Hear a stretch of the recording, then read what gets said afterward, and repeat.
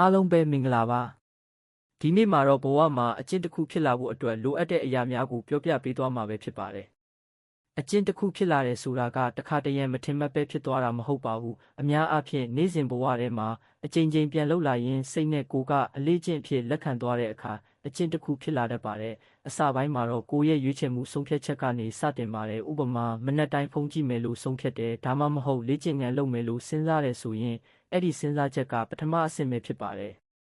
အဲ့ဒီနောက်မှာထပ်ခါလှုပ်လာခြင်းကအရေးကြီးဆုံးအချက်ပါလူအုပ်နောက်ကအရာတစ်ခုကိုအချိန်ချင်းလှုပ်ရင်ဒီဟာကလှုပ်ရိုးလှုပ်စင်ပဲလို့မှတ်ယူသွားပါတယ်အစမှာတော့ခက်ခဲနေလဲအချိန်များလာတာနဲ့အမျှစဉ်းစားစရာမလိုပဲလှုပ်တက်လာပါတယ်ဒါကြောင့်ပဲမကောင်းတဲ့အကျင့်တွေကလည်းမတိမတာနဲ့အလွယ်တကူဖြစ်လာတတ်တယ်လို့ကောင်းတဲ့အကျင့်တွေကလည်းအချိန်ယူပြီးတဖြည်းဖြည်းတိဆောက်ရတာပါ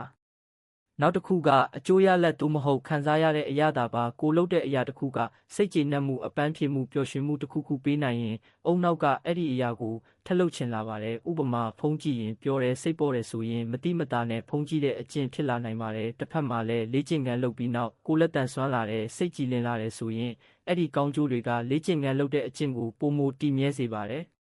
ပတ်ဝန်းကျင်ရဲ့တက်ရောက်မှုလည်းအကျင့်ဖြစ်လာဖို့အရေးကြီးပါတယ်ကိုဘေးနားကလူတွေကဘလို့နေလဲဘလို့လုပ်နေလဲဆိုတာကိုလူတစ်ယောက်ဟာမတိမတာလိုက်လုပ်မိတတ်ပါတယ်မိသားစုတငယ်ချင်းလုပ်ငန်းခွင်ပတ်ဝန်းကျင်ကအကျင့်တွေဟာကိုယ့်အကျင့်တွေကိုဖန်တီးပေးနေတတ်ပါတယ်ဒါကြောင့်ပဲပတ်ဝန်းကျင်ကောင်းရင်ကောင်းတဲ့အကျင့်တွေဖြစ်လာလွယ်ပြီးပတ်ဝန်းကျင်မကောင်းရင်မကောင်းတဲ့အကျင့်တွေဖြစ်လာလွယ်ပါတယ်နောက်ဆုံးမှာတော့အချိန်ကအဓိကတော့ချက်ပါပဲအကျင့်တစ်ခုဖြစ်လာဖို့အတွက်အချိန်တစ်ရက်နှစ်ရက်နဲ့မဖြစ်နိုင်ပါဘူးအချိန်တကာလအတွင်းစက်တိုက်လုပ်နိုင်မှသာအုံနောက်နဲ့ကိုလက်ကအလေးကျင့်အဖြစ်လက်ခံသွားပါတယ်။ဒါကြောင့်အကျင့်တစ်ခုကိုဖန်တီးခြင်းနဲ့ဆိုရင်ကိုရွေးချယ်တဲ့အရာကိုစိတ်ရှိနဲ့နေ့စဉ်ဆက်လုပ်ဖို့အရေးကြီးပါတယ်။အဲ့လိုလုပ်နိုင်မှသာအဲ့ဒီအချိန်ရောက်လာတဲ့အခါအဲ့ဒီအရာကမလိုအပ်ပဲအလိုလျောက်လုပ်မိနေတဲ့အကျင့်တစ်ခုဖြစ်လာနိုင်ပါတယ်။အားလုံးကိုကျေးဇူးတင်ပါတယ်။